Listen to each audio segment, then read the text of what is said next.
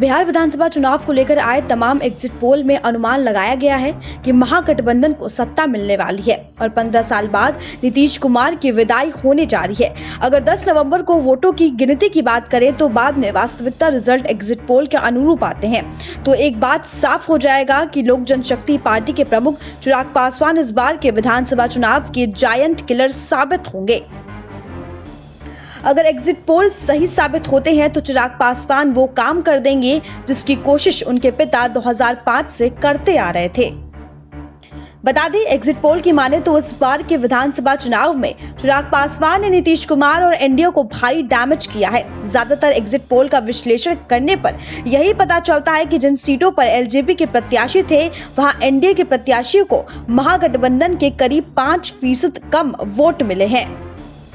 वहीं जिन सीटों पर एलजेपी के प्रत्याशी नहीं थे वहां एनडीए को महागठबंधन से करीब 7% ज्यादा वोट मिलने का अनुमान है। बता दें कि एलजेपी ने बीजेपी के खिलाफ अधिकतम सीटों पर प्रत्याशी नहीं उतारे थे। एलजेपी जेडीयू के खिलाफ मजबूती से चुनाव में उतरी थी।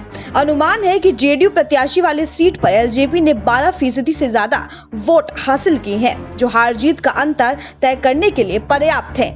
इसी वजह से एनडीए को भारी नुकसान दिख सकता है। रामविलास पासवान 2005 से ही कोशिश में थे कि वो नीतीश कुमार को सत्ता से दूर करें। 2005 के मार्च में हुए चुनाव के बाद रामविलास पासवान ने 29 सीटें आने पर नीतीश कुमार को सपोर्ट करने से मना कर दिया था।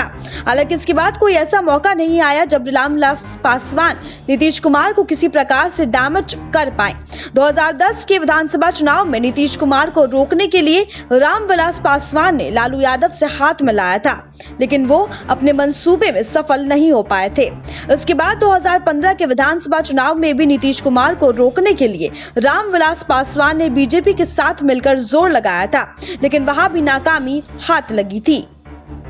अगर एग्जिट पोल की तरह वास्तविक परिणाम आते हैं तो साबित हो जाएगा कि नीतीश कुमार को सत्ता से दूर रखने में चिराग पासवान सफल साबित होंगे।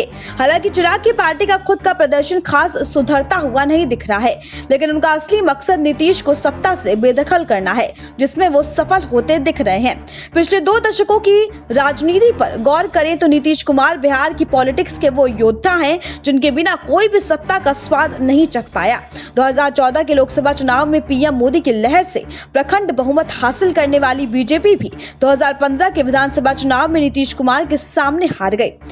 बिहार की सत्ता में बने रहने के लिए बीजेपी को दोबारा से नीतीश का साथ लेना पड़ा।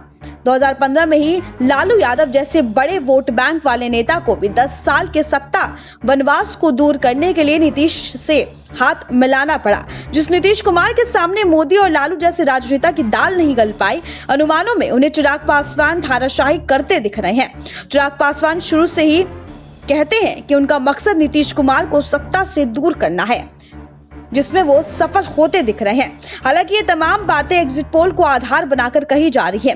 फाइनल और वास्तविक रिजल्ट 10 नवंबर को आएंगे, जिसके बाद ही साफ हो पाएगा कि चिराग पासवान बिहार की राजनीति के जायंट किलर साबित होंगे या नीतीश कुमार ही अजय योद्धा बनकर रहेंगे। Bureau report, Bhojpuri next 9 news.